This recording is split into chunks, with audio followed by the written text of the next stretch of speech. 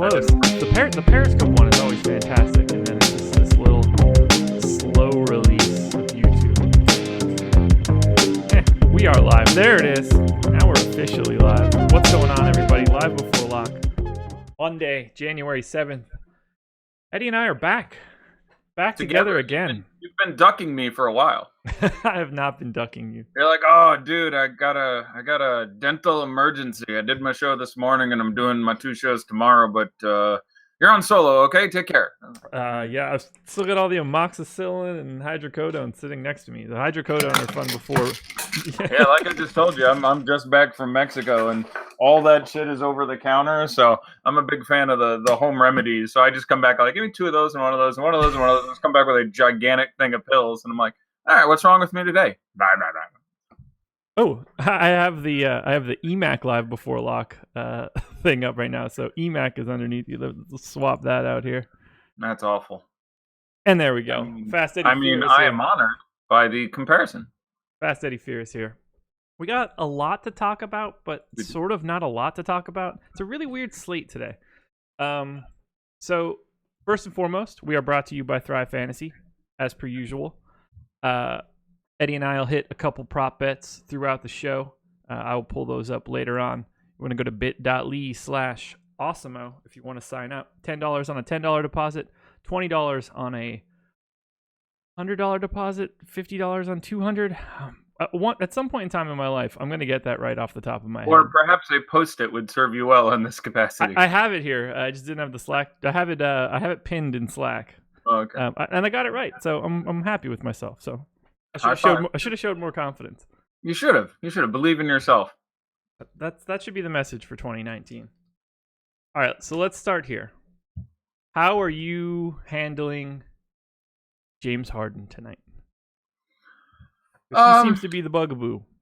Yeah, I think he's a monster, and there's enough value now that I presume, and I imagine you'll agree with me here. You still overweight a somewhat unconvinced by data field that just keeps having him a little like he's been lower owned than he should have been about 6 days in a row to me. I agree. I always look at the ownership and it's like, oh, 38%. That's too low. It just doesn't. It doesn't make sense. Like you can. The counter arguments are the matchups aren't outstanding. You have a Denver team that has really rounded themselves into a well above average defense. They have a number of guys to throw at them.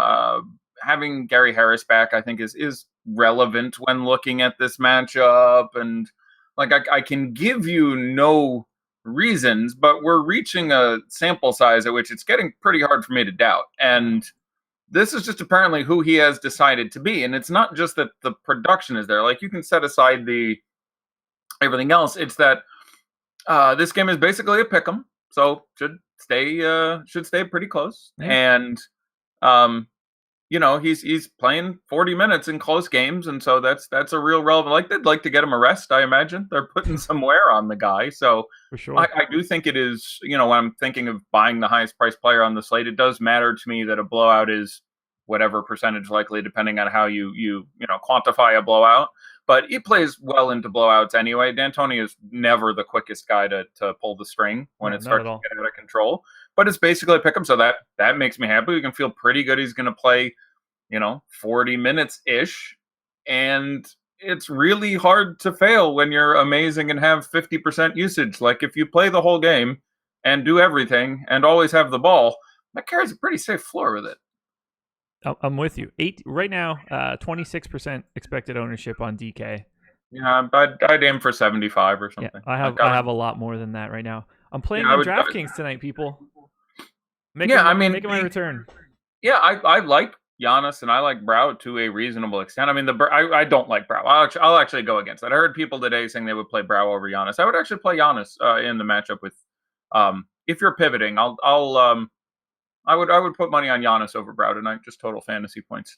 In their matchups, given the abilities of those two teams to counter them, Memphis and Gasol specifically have generally done a decent job of handling him a little bit more so than the time I've seen with fully healthy teams dealing with Gobert and Giannis and everything going on there. So Giannis has over 60 in 2 out of his last 3 games against them. And AD tends to get pretty well muted in this matchup. So if I were to play one of those guys, my first pivot would be to Giannis instead of Brow. I'm curious what your take is on that. So I have them separated in my ceiling projections by a point. I have AD a point higher. So by all accounts, for me, it's a coin flip. They're essentially the same. Let me look at their salaries right now. Giannis $200 cheaper. Do we have any interesting ownership pieces? I think the ownership would be lower too, and that's the other reason I'm interested. Like I actually have the raw projection higher, but it's sort of the trifecta for me, where I think he's lower owned, and I actually would take for more fantasy points straight up. Yeah, it looks like he has half of the ownership in our projections right now, 13-7, which again is what it is. Yeah. I would have no problem going to Giannis, but they're more of a coin flip to me than a priority. What do you have now? When you say your ceiling projection, define that for me real quick versus just a projection. Like I imagine you have them projected for somewhere around 54 fantasy points each or something in that range. Your ceiling is... You know what? I misspoke on everything that I just said. I have AD pretty significantly ahead of him. Looked at the wrong column. Seemed weird to me when I was saying it, but I was like, I did make a bunch of changes earlier today, so I haven't gone back and looked at it. No, I actually have AD a solid 6 points ahead of him. Yeah, I would expect that to be the case, dealing with it purely data numerically. I'm somewhat non-numerically going with having watched each of these games a few times and just felt like AD was much more significantly handled in the matchup than Giannis. I feel a little more comfortable about Giannis getting there. So that's, I am not surprised. Just generally, AD, you can squeak out a few more minutes, just carries a greater upside because of his ability to really contribute in every way across the board. So I am not surprised, and I certainly wouldn't, disagree with anyone playing Anthony Davis. It's just my sense, having watched those games a couple times. Yeah, it's interesting. They're both in very similar games, playing in pace down spots against, one fantastic defensive team, one less fantastic defensive team, but, a smart team, I guess, would be the easiest way to say it for the Grizzlies. Yeah, on the road, all the studs, at home. Yeah. Both, all the studs are home tonight. Yeah, all at 8 o'clock at night. You're right, they are all at 8 o'clock. Wow. That's going to be an interesting. We can't go 2 hours, unfortunately. What is with, by the way, the NBA deciding to start every slate with exactly one game at lock and a shit game? It's like three times in the last 4 days that it's like, okay, here we go, 7 o'clock, one game, Utah and Cleveland. And tonight it's one game, San Antonio and Detroit. And there was another one. It's 3 out of the last 4 days. One game at lock and it's ass. So I think what it is they've gotten news of Daddy Like and how popular it is. And they were worried that it was going to, inversely negatively affect their bottom line long term. So they're like, all right, that's it. Let's just... That does make me feel a little sad. Maybe that is what they know. Maybe they think, we can't give Daddy Like, we can't turn that into the best segment ever. That must, I think there's a very, very significant chance that's not true. But I don't know. What do we got? Let me look at it tomorrow. Let's see what we've got. 2 7 o'clock games tomorrow, 2 on Wednesday, just 1 on Thursday, but Thursday slate sucks. 2 on Friday. Obviously, they come out with these schedules months in advance, but there was a while there it was great. Like they were doing this. There were a couple of weeks of the best schedule ever, where every day was 8 or 9 games and 5 games at lock, and it was like, wow, this is incredible. Yeah, it was perfect.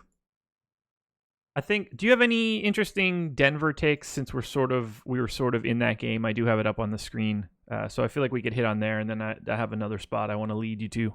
Good, sounds good. Obviously on DraftKings, which is where we have more people playing than any other given spot. The Millsap and the Gary Harris prices, I feel, are still too good. FanDuel sort of restored them to a more appropriate level already at 5 flat or 5-4.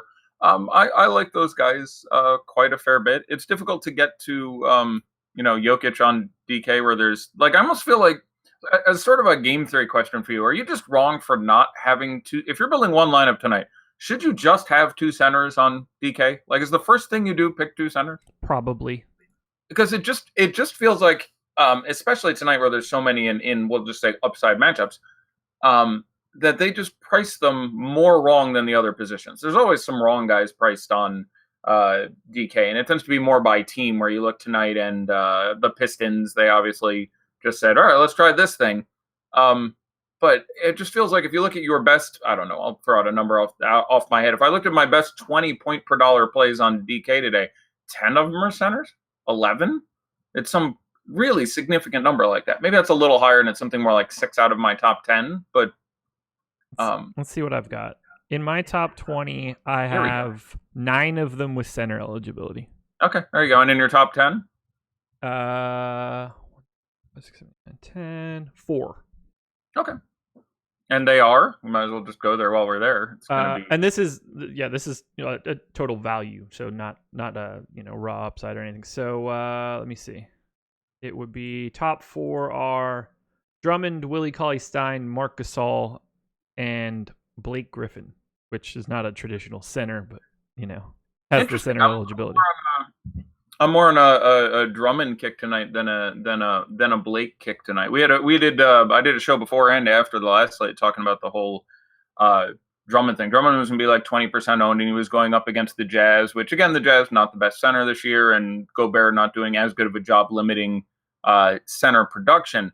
But Drummond, accepting one insane game where Blake wasn't there and he had like 80, has been bad against him every other single game in their career. And I went back and watched a lot of it, and his games went like 20, 30, 20, 30, 20, 30, like really bad, rarely getting a fantasy point a minute. And he was going to be like 20% owned because he was 7,900 on that. Yeah. And I was like, I think I had him projected for 33 or 34 fantasy points. And then in the first quarter, Gobert got 2 fouls in the first 2 minutes. And Drummond got 25 in the first quarter and 20 in the whole rest of the game. So I still think the analysis was fairly good, but he turned out fine. But I really liked Blake on that day. I'm a little more interested in Drummond over Blake today at their prices. Yeah. So Drummond, like I said, number 1 for center options. Blake 4. They're both right there. Drummond, pretty sizable gap there. And then I didn't even name AD, Jaren Jackson, Nurkic, DeAndre Jordan, Julius Randle, Gobert, Capella, Jokic. Like, it's just this sea of dudes that you're all like, yeah, they could very easily have a good game tonight. And you just have to start sifting through that stuff. Yep. I like I like Capella a ton actually in this spot. He's looked really good against Jokic recently, and obviously we're dealing with modern Capella where he's actually getting metric piles of minutes, and has had giant ceiling games here. He's had a 20-20 game here. He's had one of his closest to a triple double games in this metric. Like, it's so 7,500. The FanDuel prices are sticky. The whole reason we got around to this point is you were asking about Jokic, who is one of the few centers who is priced a lot better on FanDuel. So I can see getting to Jokic a shit ton more there. But to answer your question, what I felt about Denver, again, my most appeal would be both Millsap and Harris on DK. I'm worried about, Jamal Murray is still 6,800. That looks pretty good. But I do think with everyone coming healthy, we're going to get a lot more 30, 32-minute games and less 38-minute games out of Jamal Murray. So I'm less excited. Yeah, and these guys aren't really grabbing much ownership. It's a pace down spot. Houston plays super slow. No one has a projected ownership number higher than 8. So, like, if you want to get Denver guys, it's not taking a lot for you to even get with the field. Yeah. I don't find any issue with if you end up with Murray or Harris or Millsap or any of those guys on FanDuel in a tournament, I think that would be fine. You could even probably still Mason Plumlee, and it wouldn't seem insane. But all the random bench pieces and the Wancho pieces, I expect to start having their minutes pretty significantly rolled back to the point of not being really usable. So. That kind of bums me out. I'm a big Wancho fan. Yeah, me too. He was 2 years ago amazing. Like, he was weird in that last year he was shit. Partially because he had mono, I want to say. He did. He missed like essentially the entire year, and then but his rookie year, which I believe was the year before that, if I'm remembering this correctly, he showed a lot of promise. I really enjoyed watching him in that game. Yeah, I'm a fan. He's getting pushed out just for the simple fact that Denver has like 15 legitimate bodies on their roster. Yeah, they're one of those teams alongside Toronto and other teams that are like, we have 12 guys who should be playing in the NBA. So it's tough out here. Yeah. Did you have a strong Denver take as you started me here? I presume. No, I really don't. I had it up on the screen from asking about Harden, so I was just kind of transitioning to having Denver there. But it's really hard for me to really justify anybody with everything else that's out there. Fair. All right. So one of the prevailing questions that we're getting today, and I totally understand why. How do you want to manage the Brooklyn Nets tonight? in an 11.5 point spread. They're underdogs in Boston. Normally, this is a absolutely brutal spot, but they are missing essentially half of a team at this point. Yep. 5 dudes. 6 if you count well, it depends. You can go all the way down to counting like Jen and Musa, but yeah, they're missing. I think we could skip Musa. Yeah, I was about to say, like, it depends how far we want to go with the missing thing here. Yeah, my favorite guy on the Nets is pretty substantially Dinwiddie. Okay. He's been shit since he got his extension. Like, price is I tumbling haven't talked about this much, but they gave him a nice extension, and then he immediately stopped playing well. It was really funny. It was like, whoa, I got that money. I'm gonna take a couple weeks off and just sort of watch D'Angelo do shit, and that's really fine. So I have some minor bit of concern there, but they'll move him, I'm pretty sure, into the starting lineup. And I don't know if they've said that and I missed it, but I haven't seen it yet. I think you end up with him dealing with lots of Kyrie on defense, because I think Marcus Smart does more of a job of sort of squatting on D'Angelo Russell. And, I haven't projected for a little north of, 30 fantasy points. And there is a real yin and yang give and take relationship between him and D'Angelo Russell, where frequently one of them goes apeshit and the other one doesn't do a whole hell of a lot. That is usually more tied to minutes, because, again, they're not starting next to each other, and so you just see 5 minutes flow from one guy to the other guy who is playing extremely well. But I like him a lot. Again, I haven't projected for a little over 30 fantasy points, and he's under 6K on both sites, as opposed to they've obviously bumped up D'Angelo quite a bit. So I don't have an issue with playing D'Angelo. There's obviously a real chance that he tries to do his James Harden for the night, but Dinwiddie is a guy who's shown a real ceiling, performed perfectly reasonably against the micro and macro matchups against Boston in the past. So I think Dinwiddie is my favorite guy from sort of a tournament perspective. I do think that I'm a little more comfortable in Shabazz Napier than Rodions Kurucs. Okay. As far as a punt in any sort of cashy sense. I think Kurucs obviously has plenty of upside, where he's 4,300 on FanDuel, and he's power forward, where there's a lot of power forwards I like. 3,500 on DK is a whole different ball of wax. I think the most likely scenario is he plays 32 minutes and, even in a tough matchup, has at least some chance to spike a ceiling. But there's a couple other cheap forwards in that position I think I like a little bit more. And I'm not shocked if he's just sort of like, his time has passed a little bit, and Kenny Atkinson uses this. I don't think this is most likely. I'd say it's much more likely that, he goes back to getting 30 whatever minutes.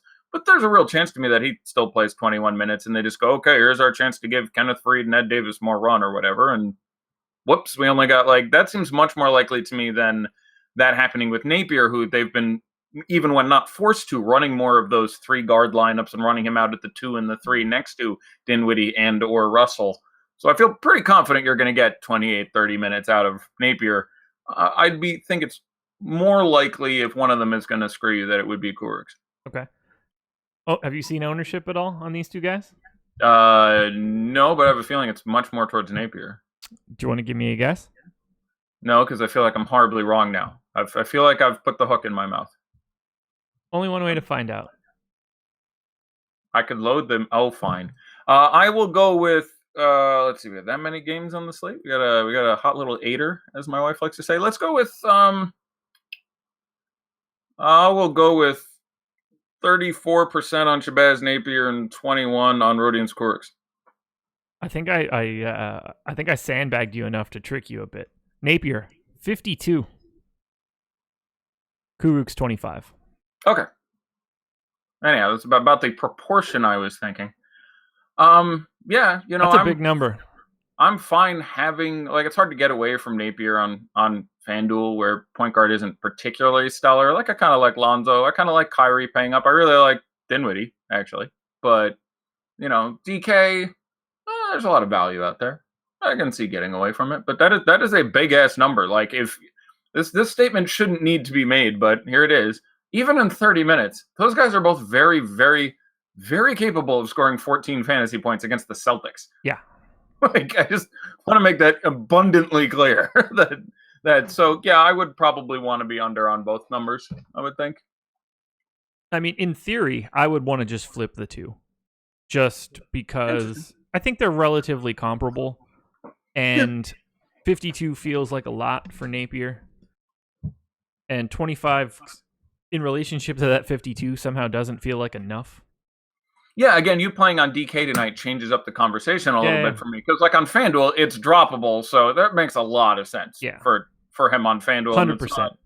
Right, that makes a ton of sense. DK, super cheap. I mean, 34 is 34. So, I mean, yeah, I'm fine with the when guys get that cheap, it's really hard for me to come in on a massive take on them. Like, there's times that they're legit bad chalk. Here, there is obviously an upside. They're only dressing, I think, 9 dudes if I'm counting it right in my head. Yeah, they don't have many options. I don't think they're gonna. Yeah. I don't think Kenny Atkinson can get out there himself. So, yeah. So, yeah, no huge take here, but except to say that, I think people are a little more secure in Kuruk's minutes, than I am. Obviously, now they have 4 real normal pieces of the rotation out. So, sure, I do think the most likely thing is they put him in there, but I'm not shocked if they Theo Pinson it again, who can play the same positions and just be like, hey, we're going to give you the time again. Like I'm saying, they went from playing Kuruk's stupid minutes to yanking him back down to sometimes in the teens and low 20s. It's weird. I don't know why that happened. I mean, I guess I know why it happened, but I was riding that minutes wave there for a hot minute, and then all of a sudden he got 22, and it was like, that stings. Yep.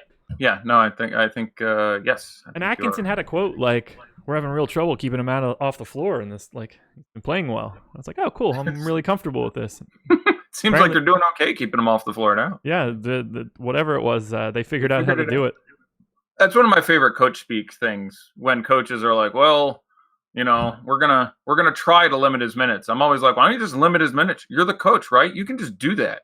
Like you can just say." Come out of the game, right? Like there's just always one of my funnier coach speaks things, but the same things like that. It's like, well, hopefully we can get him more minutes. It's like, not hopefully, dude. Yeah, if you'd like to, have at it. Just do it. It's your call. You can just put him in there. You're literally the boss of this, probably, unless the owners. You are the boss really of Dirk. Yeah. So do you have any interest in anybody else from Brooklyn? I think we touched on the 4 sort of linchpins, and I don't really see anybody else as super interesting. Am I missing something? It's interesting to look across. Super interesting. Like I think you can add Davis, simply because there's a chance he can get time at actually a couple of positions depending how they play this out. It's been a really tough spot for Allen against Horford, against the Celtics. I can see him getting some extra time here. But no, those 4 players really the ones that I think would concentrate for me. There is a very real upside for D'Angelo Russell, who can just decide to have 40% usage tonight. Wouldn't shock me. Dinwiddie, my favorite, based on ownership and price and how I see the defense playing out. And I think those 2 value guys are the smartest ones to go with. I mean, can you play $10 or $3,000 min price on FanDuel where you can drop Theo Pinson? Sure. Yeah. I mean, if you're playing 100 lineups, he's obviously there's some chance he's going to play close to 30 minutes, and if that happens, you're going to get him at 2% owned. So sure, but in general, I am concerned about Nets chalk versus Celtics. None of that feels good. No, not at all. I mean, it's a terrifying spot to want to jam in a bunch of pieces in a game where you're double-digit underdogs. Back to back too, right? They played early yesterday. Oh my God, it's back-to-back too, and it's the Nets. Jesus, I almost got this far without my Kenny Atkinson likes to destroy your life on back-to-backs. Like I like Dinwiddie less now, and there's no way he should play less than 30-something minutes, but they played yesterday too. Yeah. And Kenny Atkinson is actually the worst. If you go back, there is literally, I'll say 6 times over the last 2 years where he just went, yeah, it's a back-to-back, and even though this game is competitive, no one's going to exceed 26 minutes. It's amazing. He's done it repeatedly. Drives me crazy. Where it's just like, wow, you lost that game 106 to 104, and no one played more than 26 minutes and 10 seconds. Nice job there, Kenny. So, yeah, I'm suitably terrified of the Nets. Okay. Do you like anything for Boston? Yeah, I like Kyrie quite a bit on that FanDuel price is just a little too cheap for feeling he carries, and point guard's a little thin. So I like Kyrie quite a bit. I love Marcus Morris on FanDuel. $5K, ridiculous price point. This much, $5. So yeah, he just prices in very nicely as a play. Hayward is still again. It's really funny how many teams today. It seems like the sites were like Okay, we'll take the Celtics, and DraftKings, you take the Pistons, and we're just gonna price everyone down $1,000. Hayward at 5,700. Like, the good news is the matchup's fine, and he's home, and he's talking like he feels a lot better, and that matters to me. Like, he hasn't been saying that forever. He's been playing like shit for a long time, and went, yeah, I've done some stuff. I feel much better laterally now. Okay, that matters to me. But Kyrie's back, and more importantly, Marcus is back, and that means minutes too. And so I can't expect what we've seen in the last couple of games, but not out of play at 5,700. I mean, that number is just still too small there. So, yeah. You mentioned liking Kyrie Irving. Yes. Do you think that he has over or under 30.5 points plus assists tonight? And you can pick those on thrivefantasy.com. I'll take the over without any knowledge of weighting. I think even. It was even. It was even? Yeah. I ran my little projections before. I think I have him for about 1.5 more than that. I'm curious what you had him projected at. Let me hop over to it.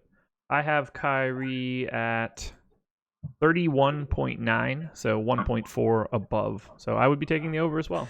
Yeah, I have him at 32.5, 32.15. Excuse me. There we go. 2 decimals. Exciting. So we're right next to each other. I'm slowly deconstructing your model bit by bit. Apparently, it's a thing in our chat. Once in a while, like once a week, I'm trying to reverse engineer the Engelman model. There you go. Which is, I'll send you the file. Yeah, I was about to say. I imagine if I asked, you would give me the Engelman model, but yeah, I wouldn't. It's not as complex as people think it is. Well, again, there is a point at which you're trying to get past like you can. It wouldn't be that hard to look at how precise it is, and then factor in how much guaranteed variability there is that could never be overcome, and try to figure out, like, is there any point to trying to be more accurate than this? Like, if I'm off by an average of this many deviations, is decreasing that by half actually relevant or helpful in any way? Because there's a point at which modeling hits a bit of a wall. Yeah, honestly, like, the real work is putting together like the box score database that feeds it all. The sheet is basically just like, here's how often so and so does this on a per possession basis. There's not a lot of work after that one. It's all just Excel formulas. One other piece from this game, a Thrive prop, a really ridiculous one.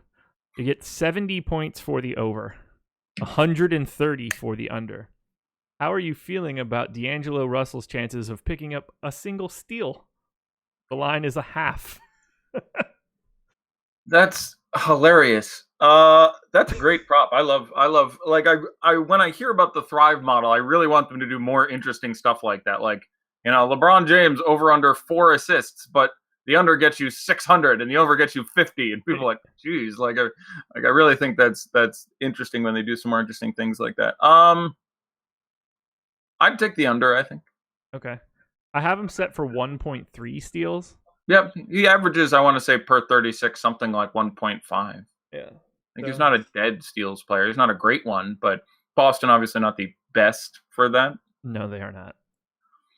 Just it stands out, obviously. That's kind of why I brought it up. Yeah. The old 71-30 split. Over under 0.5 is funny, objectively. Yeah. Is there another game that stands out to you? I've been getting a lot of Kings. I don't know what your thoughts are there, or if you have a specific thing that we haven't touched on yet that you definitely want to get in. Where do we want to steer this ship? I was deferring to you as the host with the most, but let me see if there's anything that jumps out at me. I like DeMar DeRozan, I think, more than a lot of people. Like, I don't love him, but I would, if I was building 150 lineups, I'd be in that dozen range or something. Like, I think he goes sort of largely overlooked. Just the absence of Rudy Gay is sort of the cherry on top, and he's still priced well too cheap, especially on FanDuel, where he's 8.3. That's a little too cheap there. So him there, Aldridge on DK, sort of same story, just removing Rudy Gay, adding little bits of extra upside to take on top there. I think if I was playing on DK, I would rather play my favorite Reggie on. My favorite Reggie wouldn't be Bullock. I would probably rather play Jackson. He's down to 4,700. Like, I get 3,700 is 1,000 less. 1,000 less is nice, but Reggie does carry, I think, a little bit more of an upside. You really killed me with that my favorite Reggie line. They've got all the Reggies. They are cornering the market on Reggies. They have there are 3 Reggies. They have all of them. They have Bullock, Hearn, and Jackson. They have all the Reggies. All the Reggies belong to them. But Yeah. So yeah, Reggie Jackson. I think I would probably rather play for what I also expect to be lower ownership. Just trying to think of other sort of corner cases. I do like Noah Vonleh objectively on FanDuel. He's just a little bit too cheap. Setting aside random narrative, my two favorite power forwards on FanDuel, I think I my first lineup would have Markieff and Vonleh in it. And I say that looking at the lineup I've been tinkering with all day, which has Markieff and Vonleh in it. Marcus?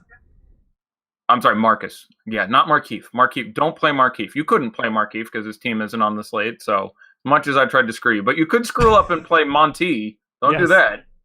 There are multiple M. Mori. That's true. There's 3 of them. It's very confusing. Marcus Morris, thank you very much. Okay. Yeah, I was like, oh shit, what did I miss? Did I drop a game? You actually sounded nervous. You were like, wait, Marcus? And I'm like, no. My bad.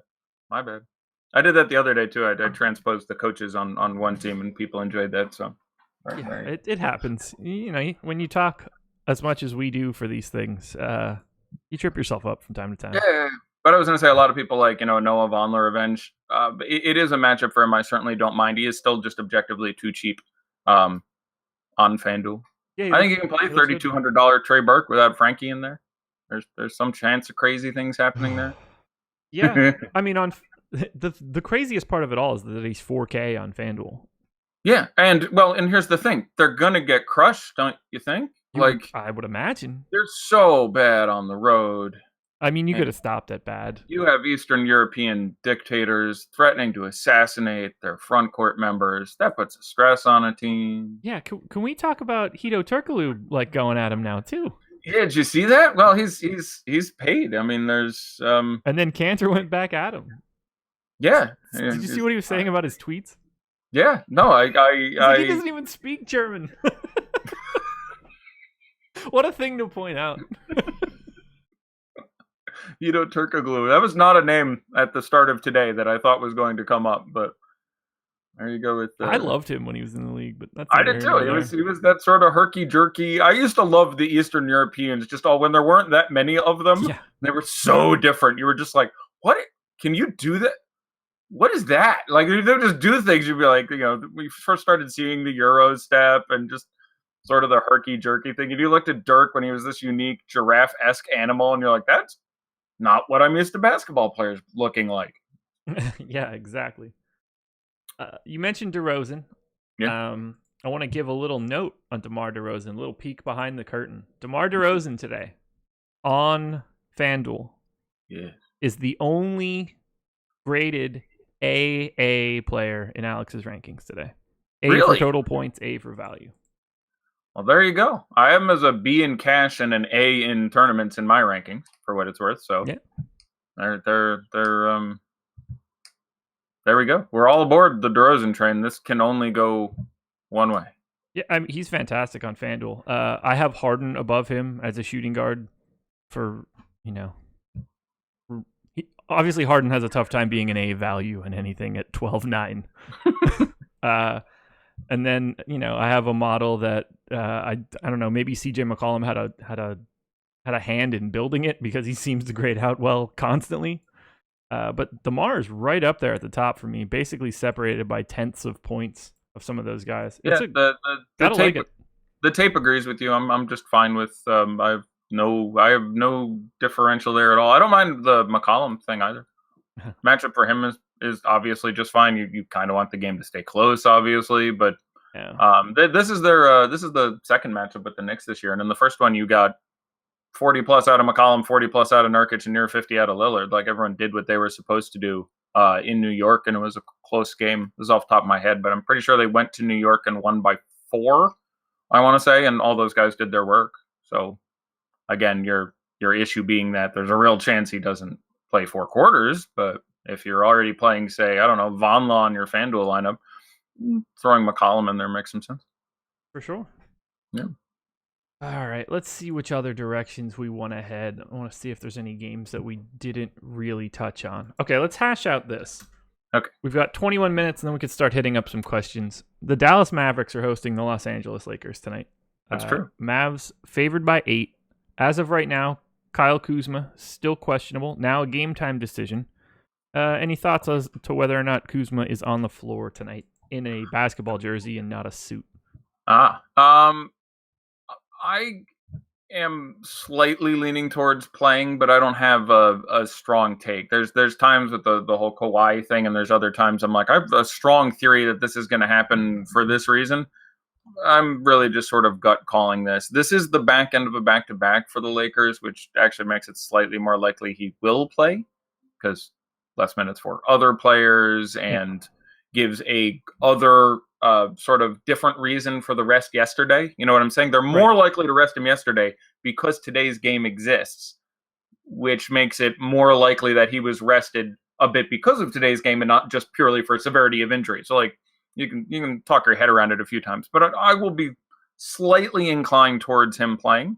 But yeah, it's a big thing because it moves, site dependent Ingram and Lonzo from really strong plays and even, close to cash viable to, that got dicey in a hurry. And, Michael Beasley, if he's out, conceivably gets the start, who all of a sudden becomes phenomenal. Yeah, he becomes one of the best values on the slate, which is nuts.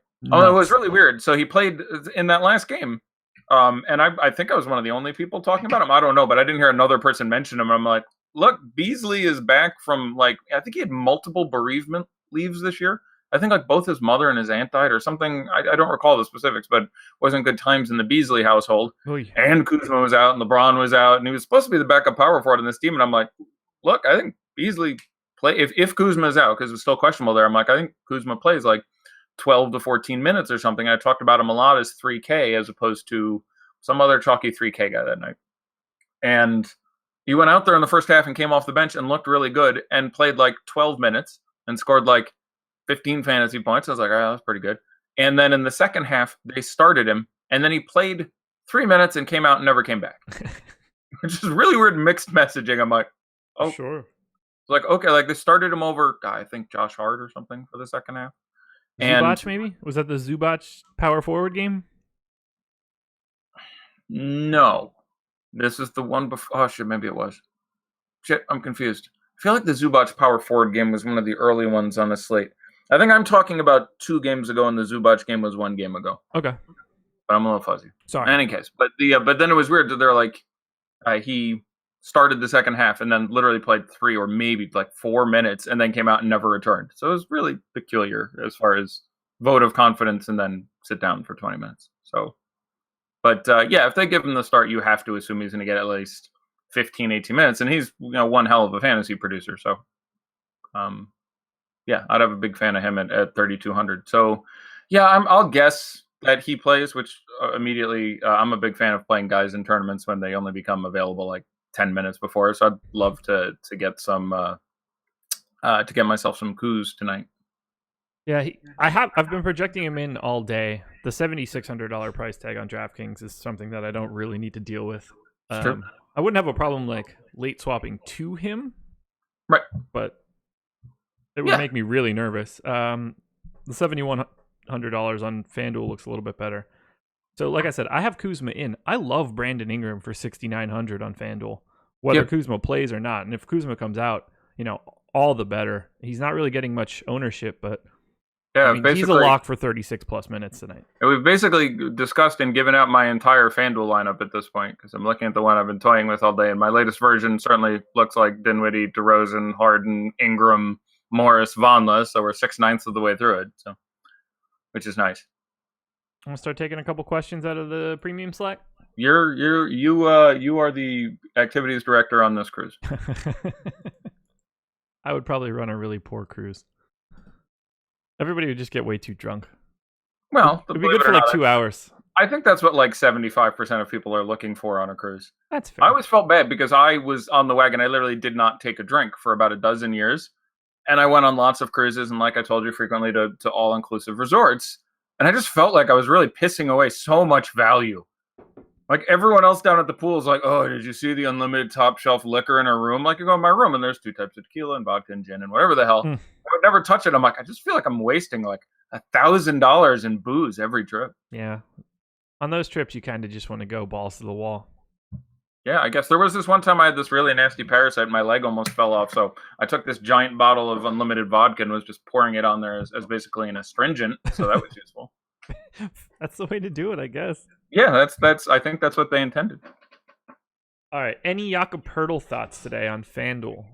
Yeah, I don't like him. I get the idea. I don't think he's out of play because again, he costs nothing. He's starting, but he will play. I'll say 22 minutes, probably 20 to 24, almost certainly. It's obviously not a matchup in which you project him to, pull down a ton of rebounds with some of the other guys who are hanging around. But again, value is kind of thin, so I'm fine going there, but I'm not. I'm whelmed. I'm not overwhelmed. I'm not underwhelmed. I'm just whelmed. It's are we going 10 things I hate about you for that one, or is that just the way that I think about that quote? I didn't know that was ever said by anyone else ever before. I haven't seen 10 Things I Hate About You. Is that used in that film? It is. Wow. Well, I have the same brain as some writer from many, many years ago. It also makes me feel really bad that that's how I recognize it. Heath Ledger, Julia Stiles, teen rom-com. Yeah, I'm familiar with is this the sleeping with his stepsister? Am I roughly remembering this correctly? No. So Heath Ledger is essentially like the bad boy in school, gets involved, but like isn't really, just a really lame high school drama about a girl and her sister, going on a date. It's not that fantastic. Okay. Heath Ledger sings over like the football loudspeaker and like walks. No, it's not that great. Yeah, I certainly haven't seen it, but I'm not gonna lie, I'm not any more inclined to see it now. But yeah, you're not missing anything. It was only relevant, when you were 13 and it came out at that time. It's not a good rewatch. I understand. It has not aged well. No. I got the question earlier. I've already answered in Slack, but can you play Dinwiddie and Napier together on FanDuel? Absolutely. I like the all Nets backcourt. I won't lie, that might be what I'm looking at. Because we may now be 7/9 of the way through my FanDuel ideal lineup. 7/9. Yeah, I said yes as well. Those questions generally don't matter when someone is priced sub 4K in the group. Yep. That's I say literally 5 times a week. If you just ignore people who cost, within $1,000 of the minimum for the purposes of that question. Yeah. Unless there's like 5 of them. Like if you're like, I have 5 guys on the Nets who cost between 3 and 4K, is that too much? Yeah, they probably won't all get there. But one guy at 6 and one guy at 4 is moot. It's literally irrelevant. Is DeAndre Jordan too underpriced on FanDuel? No. Yeah. It is not a matchup in which he's. I mean, this is the third go round this year between the Mavs and the Lakers. He was underwhelming in the first couple times. He's I want to say 25 to 30 fantasy points in both of them. I remember when he went 4 for 4 from the field, just not incredibly involved there. Now the center position has changed a little bit. This is also games in which you got a 50-point shot out of JaVale McGee, but that was in 34, 35 minutes, I want to say. Unlikely you're going to see anything like that again. Right. But no, it's JaVale does a halfway decent job down there, and he's just got to get involved. So I think he's fine in tournaments, but I think he's appropriately priced for a good tournament play. I have him, worse than Willie Cauley-Stein. I would probably, even at the reduced minutes, rather run Al Horford. So no, I think he's priced appropriately. He's fine to play, but not my favorite GPP mid-priced center. I'd play him over, say, Jared Allen. So he's in there. How do you want to manage Dennis Smith Jr.? He's $4,500 on DK, $5,100 on FanDuel. I think he's $13 on Yahoo. All true. What do you want to do with him? I think he's a great tournament play, and you should accept that he's just going to screw you some percent of the time. But he's everything you want in a tournament play. He's cheap. He's in certainly a good enough matchup. Again, we'd rather go with, say, the 2 or the 3 than the point guard, and they've done a decent job against point guards in LA this year. But obviously can smash that. If he gets going, they'll play him 30 minutes as opposed to giving 6 or 8 more minutes to Jalen Brunson than him. And, I think he's a great tournament play, but he's going to disappoint you 60% of the time and not matter 30% of the time. But yeah, he can randomly bang out 40 tonight, and I wouldn't be shocked at all. And his ownership is going to be whatever, 5%. So yeah, get on top of that. I'm with you there. At some point in time in the heavy rostering that I've been doing of Dennis Smith Jr., he's going to pay me off. Yeah, he just has to eventually bang out a number. There's no reason it can't be in this spot against the Lakers. So, yep, I'm with you. Frustrating, but it is the correct play still to play him. Who do you like for cash centers on FanDuel today? Jokic. I actually don't hate Horford. Like, minutes limited doesn't make you feel great about cash, but the matchup is supreme. Micro, macro, everything. Tape says, hey, this is a fine spot to play.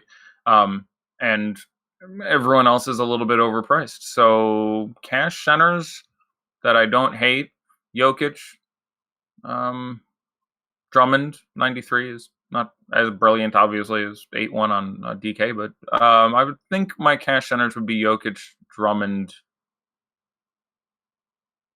Horford. I think those three would be at the top of my list. Okay. No strong preference of I really like Marc Gasol tonight. 76 actually does make a fair bit of sense. He would definitely be on that list too for me. I was about to say that. So that would be the next one, I think. But those four guys, probably try to play Jokic. I don't know. I probably would rank them. Yeah, it depends how much money I have left. But probably, I don't want to spend 10-4 on Jokic in cash because there's just other guys I want to play in cash. I want to play Harden, obviously. So it's going to make roster construction a real kick in the balls because of that. So I imagine I would have Gasol second on that list. Okay. I imagine I'd probably play Drummond, then Gasol, then Horford, then Jokic as far as how much I prefer them in cash. Okay. Something like that. Capella or Gobert in a DK GPP? That's tough. I really like both of them in GPPs. And they both actually have a pretty wide, which in tournaments we like, but a really wide range of outcomes. You can see a decent Denver clamp down on Capella and has had a little more scary games there. But again, there's a giant upside there. And it's the same thing with Gobert in the spot or Gobert against Brook Lopez, if you want to look at it that way. If you look at the last 8 times those guys have played against each other, you literally have Gobert has like 450s and 420s. Like, he just actually doesn't have an average game. It's kind of amusing. But I'm going to look it up now because I just remember viewing some statistical profile of something and seeing that, and it amusing me there. But I will slightly hedge on ownership for Gobert, I think. But I like them both quite a bit. Yeah, so I have Gobert 10th. I have Clint Capella 11th. They have, by all accounts, the exact same data. Ready? Here's Clint Capella at 20% ownership, Gobert at 5. I'm just taking Gobert because of that. Right. That was my math. So that's about what I think I'd do too. Here's actually Gobert's last 7 games starting at center across from Brook Lopez. Okay. 29, 49, 47, 22, 22, 49, 19. Jesus. There's really nothing between 29 and 47. He got there or he did not get there. What a gap in production. Yeah, I don't know how I remembered that, but I just remember, I think, some of the previous times the same matchup has come up and being like, yeah, this is going to go one of 2 ways. Like, he's going to try to run around and chase Brook Lopez, and that's not going to work out. Or, yep. What else we got here? Bogdanovich is just too cheap on DK with Shumpert out. Like, that's. I guess I haven't specifically said that, and I imagine other people have said that, so I don't need to. But Bogdanovich is just too the hell cheap. Yeah, that one. He's 34. We're projecting him for 35% ownership. He's 5,300 on DraftKings. It's one of those that doesn't necessarily need to be spoken about. Yep. Talking about Memphis for a minute again. Someone alluded to this before. Kyle Anderson at his best game of the year, and the only other matchup between Memphis and New Orleans this year. Is this their second or third? I think it's the second game between those two teams. Even better than the triple-double he just had. He had 50-some-odd fantasy points in a game with Memphis earlier this year. And JaMychal Green had a really big game because Jaren Jackson Jr. had 4 or 5 fouls in 14 minutes or something. So, that is something that can happen. And I just say this because both JaMychal Green and Kyle Anderson are priced pretty deliciously on DK. So, I imagine Kyle Anderson will be pretty popular, but JaMychal Green makes one of many interesting Rodian's Kurix pivots if you are thus inclined. As per usual, I will have too much slow-mo and hate myself for it. Yeah, he's becoming slightly more consistent. The matchup, he's just too cheap on DK. Agreed. Like, even as a guy who goes what he does, which is like 20, 30, 40, 30, 20, 30, 40, like a guy who ranges in there, 5K is still too cheap. He's just too inexpensive. He should cost 6. So. Should you play Pirtle and Aldridge together, or if Pirtle goes off at the 5, does Aldridge have less chance for a ceiling at the 4? You can play them together. You just shouldn't play them together. Yeah, it's again, Pirtle is cheap enough that Rule 17 we discussed a little while ago. Whatever, kind of like, he's cheap enough that you don't really worry that much about. I mean, the whole reason you do that is like, oh, I'm worried that, both these guys can't hit their ceiling, and it costs so little for Pirtle to hit a ceiling that let's assume he somehow did directly take 5 points from LaMarcus Aldridge. That's not the world's biggest concern. So if somehow it's like, oh, he got 30 and it meant that Aldridge got 56 instead of 61, it's like, well, I don't think if they collectively are getting there, they'll still sort of collectively get there. So at 3,600 or 3,900 or what have you, I don't care too much. It is a slightly better play if you can run it back with someone on the opposing team, of course.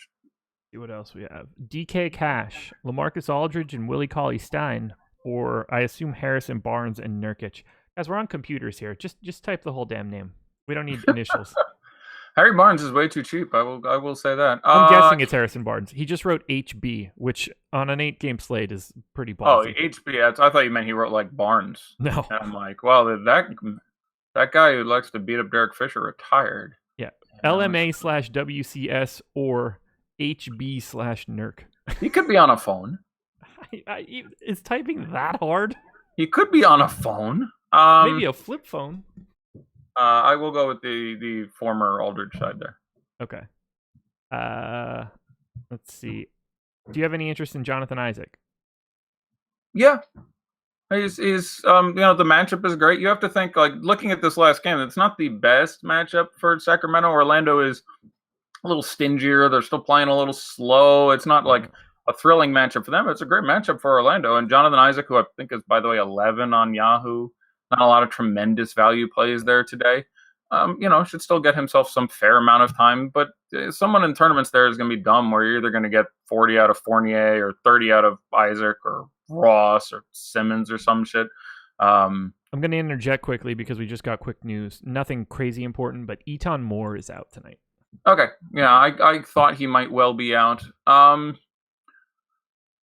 Well, that's going to make things a little bit more interesting there. It is a bit of a usage bump for everyone. So, I mean, that does actually end up portending to be sort of, that is, plus 1.5% value for your Anthony Davis, Julius Randle, etc. shares. As far as the lower owned guys there, I suppose if it was going to bring someone into play, it's probably Darius Miller over Solomon Hill. I don't know if they've said who's starting yet, but I don't think there's a need to run one of those guys out there against Memphis. So, per Jim Eichenhofer, who's the Pelicans writer, he says based on recent lineups, Darius Miller would be the most likely fill-in for Moore. Yeah. No, that is what I expect, but it's certainly you were not saying that as he tweeted it. It was like 7 seconds ago. See, there you go. Me and Eichenhofer, we're in sync. But yeah, I'm. So Miller would be the guy if you're playing 150 lineups and want to get some 1% guys who now will play 28 minutes and I'd project for 18 fantasy points. Yeah. Go ahead. But I don't think it like outside of Darius Miller being able to get that additional minutes bump, I don't really think it opens up much. I can't imagine too many people were on Eton Moore to begin with. Yeah. Eton Moore is one of the guys I really like in tournaments a lot of the time. He has like 3 40-point games this year and just occasionally busts out a ceiling. And FanDuel, where he was always priced a little better too. I was just sort of a fan of making that play. But not, I would think, critical news that will reshape the slate. No, not so much. I'm making some adjustments to the minutes projections now. I'm going to push that out for everybody. Nice. About 70 seconds to do so, my friend. What time is that game, Luck? It's still relevant for other people. Yeah, I'm not saying don't do it. I'm just I don't have a choice there. Let's see if we've got any other questions, since I can do both of these things at once. You're a talented man. Fareed and Doncic or JaMychal and Buddy Hield? JaMychal and Buddy Hield. Yeah, I would just throw Fareed and JaMychal in the garbage and try to find other guys in that scenario. Yeah. But I really don't mind JaMychal. He's like, I'm not thrilled with him, but the matchup is actually great, and there is a clear way for him to randomly hit stupid ceiling game. Like, I'm not thrilled with him, but I'd rather play him than Justin Holiday or Kenneth Fareed or some of the other slightly wonkier value plays, in my opinion. People freaking out Napier starting. That's pretty much exactly what I was expecting. Yeah. Yeah. I assume Dinwiddie also starting, but either way, none of this. Dinwiddie staying off the bench. I like him even more. They don't.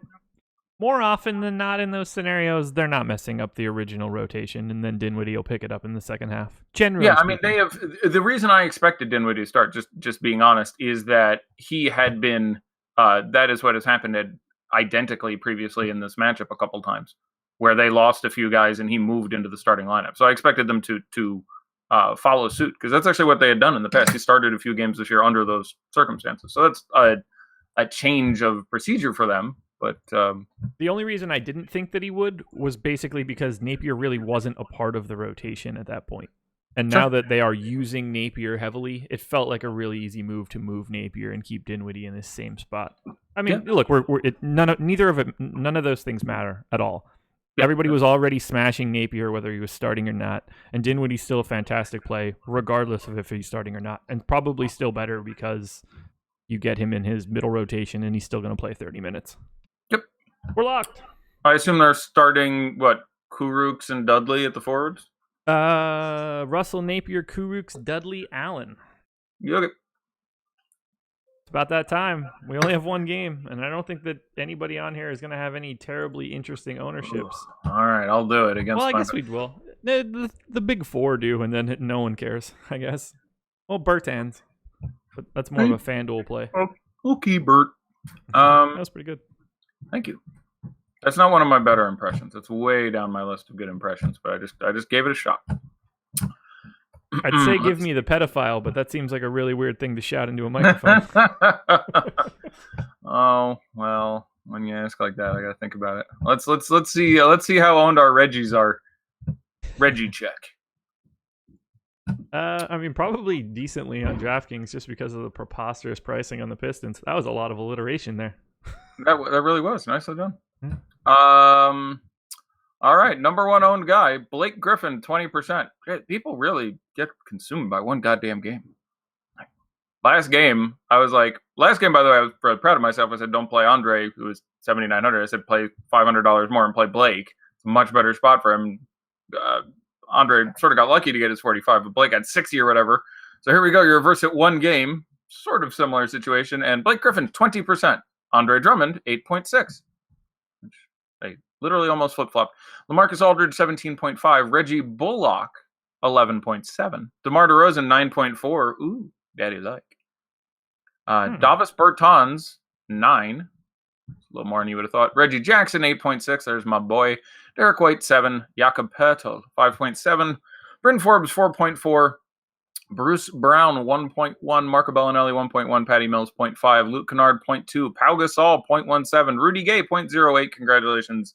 You played yourself. Not good there. That's an interesting strategy, Cotton. Let's see if it works out for him. You said that Drummond ownership was 8%, huh? Yep. Yeah, I got a lot more of both of those guys. A little bit more compared to the field for Blake, but I had 25% Drummond, so I'm kind of excited about that because I'd feel pretty good about it. 8,100 is, he can blow that price out of the water. Yeah, and you're happy for Poeltl too, actually. Yeah. What was the Poeltl ownership? Sorry? What was the Poeltl ownership for him? I want to say it was somewhere in the 6 or 7 range. 5.67. Okay. And Bertans was what? More. Much more. Yeah. We had him projected at 16. 9. Okay. Actually, I can't say that we had him at 16. We had him at 16 the last time that I grabbed it. I am sure that we did an update after Poeltl was announced as the starter, and that probably brought down Bertans a little bit. And I didn't update because I didn't need it in front of my face at the time. You want to handle that question that just got asked? About the Rockets? Yeah. Let me scroll back up because I did see the guy ask it. He mentioned like 3 specific people. How do you feel about the ancillary pieces for Houston? House, Rivers, Green. Kuzma in. No PJ Tucker, so disrespectful. Kuzma in. Yeah, we got it, brother. See, look at that. Thanks for waiting until 7:04, you bitches. But yep, there you go. We've been getting a lot of like 1 minute after type shit. It has seemed like there's a bit of that. Okay, so this now makes no one really that exciting. Like I'm gonna like Kuzma 3% if you got him on the early slates or after late swap, probably still only 8 or 9%. But yeah, it just sort of screws everyone else. Like Lonzo's worse, Ingram's worse. Lonzo's not that much worse. Ingram's worse. Lonzo's worse. Lance is even hard to play now. Beasley's out of play. Yada yada yada. Yeah, the only guy that I like in this game right now with any sort of volume would be Brandon Ingram on FanDuel specifically. And that is basically because small forward is dog shit. Nice. Otherwise, I'm good. Let's talk about those Houston ancillary pieces. Sure. Let's get out of here. Go ahead. You first. I'm worried about how the wing minutes are going to normalize. There's still going to be. It's never going to be wrong to fire 4K bullets at Daniel House or Gerald Green, but I think Ennis's minutes will continue to trend up as he's actually a halfway decent defender, and they're going to want a little more of that. And just I think that turns into sort of a mess, and I'm not terribly confident predicting it. If we were talking about this before the slate locked, I would have told you to not play any of them. I thought every single piece of the Rockets outside of Harden and Capella, particularly on DraftKings, was terrible. You could have talked me into Austin Rivers on FanDuel. Yep. Or Yahoo. Or Yahoo, yeah. But on DraftKings, I see all of that group of guys as what amounts to completely unplayable. They were all at 5% or lower ownership. So if you're playing 150, you probably do get some shares. If you're playing 20 max, I can't imagine a scenario where you would really want one. My first one in is Gerald Green for me. I'll go with that. But yeah. I'd probably go PJ Tucker just because I'm more of a minutes guy. I meant just of the House and Green. I would definitely go Tucker over those guys. Tucker is has a similar upside and a slightly better floor. Like not much better, but. Philip, thank you for your nice little. You saw the guy ask, so you just skip it. Eddie, you're the man for caring. You have no idea how many questions that are coming in, man. So much time. I just clicked on Twitter to give you an idea. 103 notifications since 50 minutes ago. I saw way more questions than that I had to just gloss over because that's just not. It's not even possible. But I knew which question he meant was why I said that. I knew where to scroll back to because I saw that I had an anchor.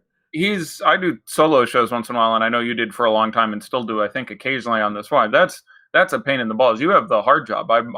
You're hosting, so I just sit here and answer shit you ask me. My job is incredibly easy relative to yours. So yeah, of course I had time to see the notification come up and poke you. You're doing 9 other things. Yeah. And I might add, you actually get to play tonight, whereas I'm not. So you're actually looking at your investment and your lineups and shit. I'm just sitting here having, my Red Bull and chilling. So. Yeah, we get 1,300 people in here at one point in time, plus our premium Slack. We're getting it from all angles. 13. We were over 16 last week. We lost a couple hundred people. Got to get them back. 1381 was our peak today. Not bad. I think we got 1650 or something last week. Yeah, it's nice. Coming out hot. I don't even have any takes on like who I would really like for Houston if you're playing just the 8 o'clock slate or after hours or whatever sort of specific slate that would put the Rockets on there. Yeah, I mean we can talk projections on these guys. I'm pretty sure we're gonna be the same. Like Austin Rivers is. I'll go 40 minutes and 23.5 fantasy points. Is that about right? Yeah. Like, if you think James Harden's going to do what he's done, that's half the usage on the team.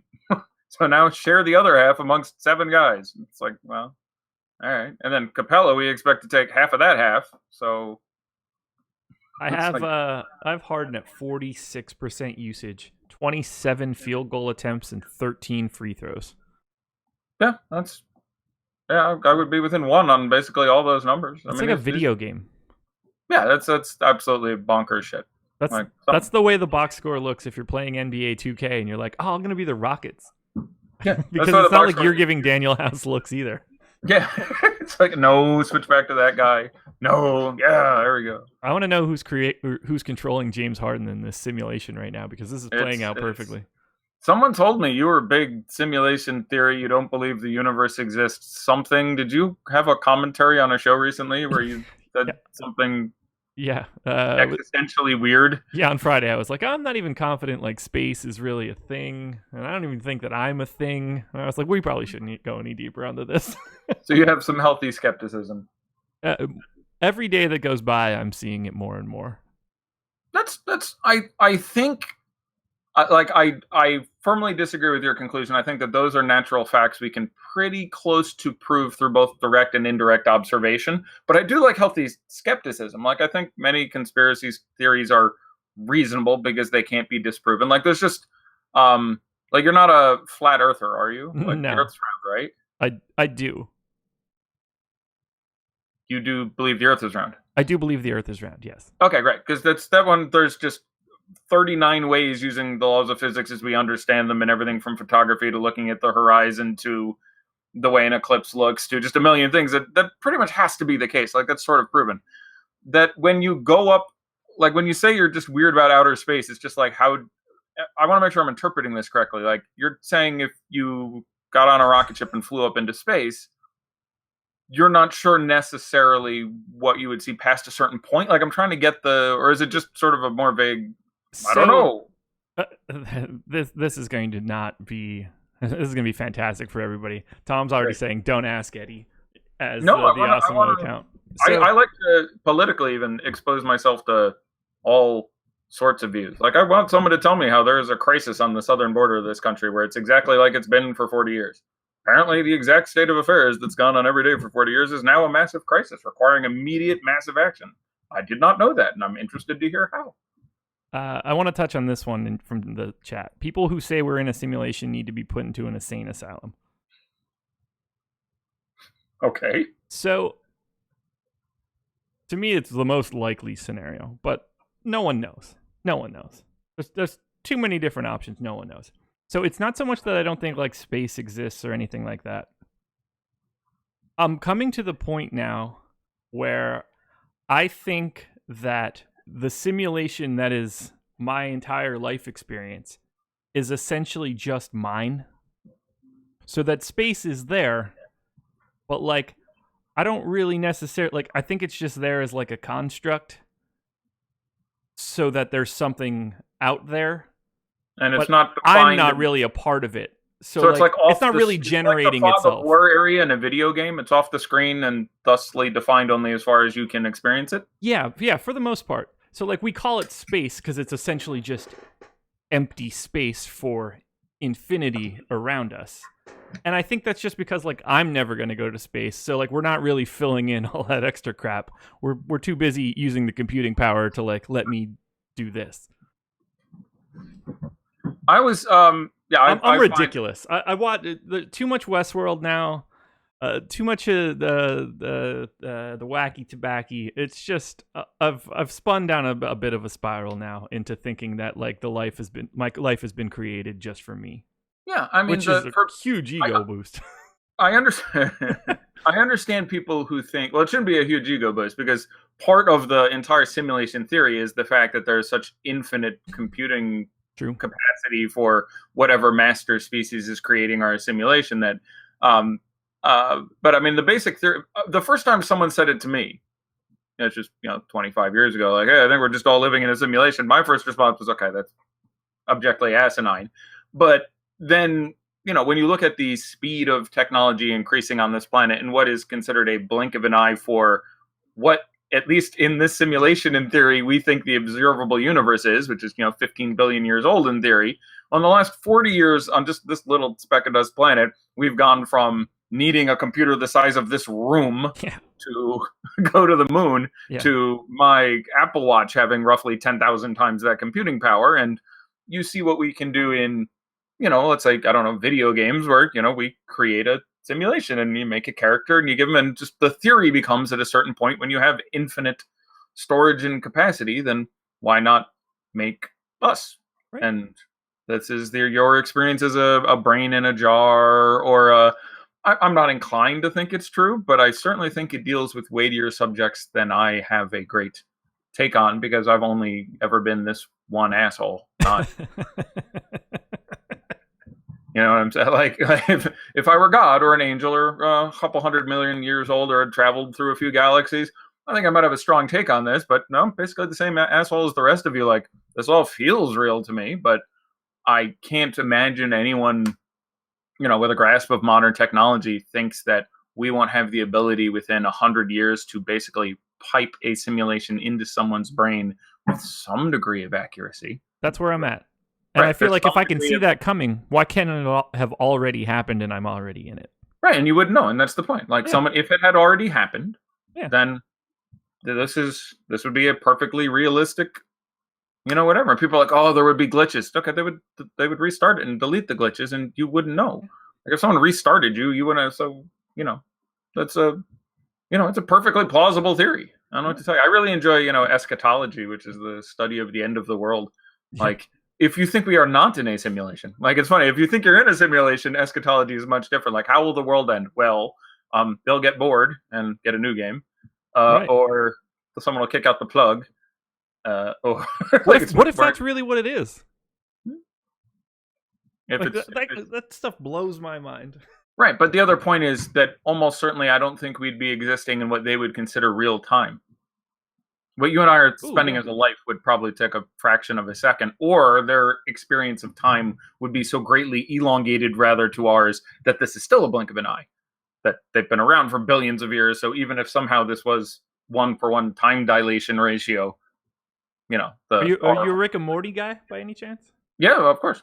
What's the name of the game that they play at the arcade at Blitz and Chips? And they put the goggles on Morty. He runs through that whole guy's life, but it was like 5 minutes of real time. But it was just it's a life well lived. No. It's Roy. The guy's name is the game is called Roy. He puts the goggles on Morty. I remember now. The game of Roy, right? Yeah, Morty runs through all of Roy's life. They take the goggles off. He experienced like 80 full years of this dude just fell at a carpet store. Yeah. Like maybe it's that. Maybe you can plug in and live a whole nother life in the blink of an eye. Sure. In the time it takes to put 2 quarters in a machine and play like an NBA Jam game. Sure. Yeah. There's one of the best. We're going to go full geek here. One of the best episodes of Star Trek: The Next Generation is called The Inner Light, where basically Picard lives an entire life in a second, some weird whatever. I don't remember the phenomenon that causes it to happen, but he just becomes someone else and lives like a full 80-year life and then pops back to being Picard a second later and is obviously a little bit mind-fucked by that experience. Yeah, it blows my mind.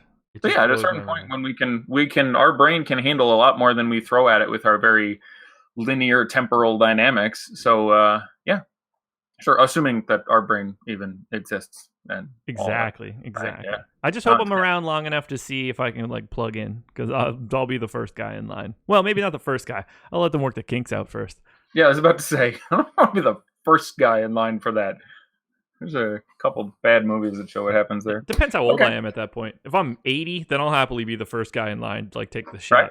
At that point, I've done what I needed to do. You and I if it's like tomorrow, more so you than you and I aren't really the same generation. I think I'm a good like dozen years older than you, but we're actually at that interesting life generation where your generation or mine are probably about the one where some sort of viable life extension is going to work. Yeah. Like, it doesn't work now. Close. You died up to this point, you're dead. We don't have your consciousness. We may have your notebook or your journal, but that's about it. But next 50 years, next 100 years, there's going to be some sort of weird we stored your consciousness in our iPad bullshit. Yeah. And we're going to have Ted Williams' head's going to get unfrozen and stuff. Yeah. He's going to come back to Major League Baseball, and then we're going to be like, wow, like, do we count his stats? Is that like the most advanced form of steroids ever? Do they take him out of the Hall of Fame? Got a new body. Deal with it. Yeah. Robot Ted Williams is coming back in 2077. Take over the world. Yeah. Vanilla Sky. That's a good. Have you seen the film Vanilla Sky? I have. Yeah. So that's life extension. That's a good one. Okay. Good times. Good talks. There we go, everybody. Eddie and I are back on Monday. Diving into simulation theory. Sorry, in my simulation, it is Monday. There you go. See, like, I think that you are just made up for my simulation. Right, and I obviously have the same opinion. Maybe that's just what you would say. Yeah. I'm self-centered. Alrighty, Thrive Fantasy, everybody. If you're still here, bit.ly/Awesemo. $10 on $10, 20 on 100, 50 on 200. Live before lock is the promo code. Hit the like button. We love you guys. We're gonna get out of here. Best of luck. Brain in a jar is the promo code. Yeah. Simulation theory. Best of luck, everybody. Good luck. Bye. Bye. Unreal.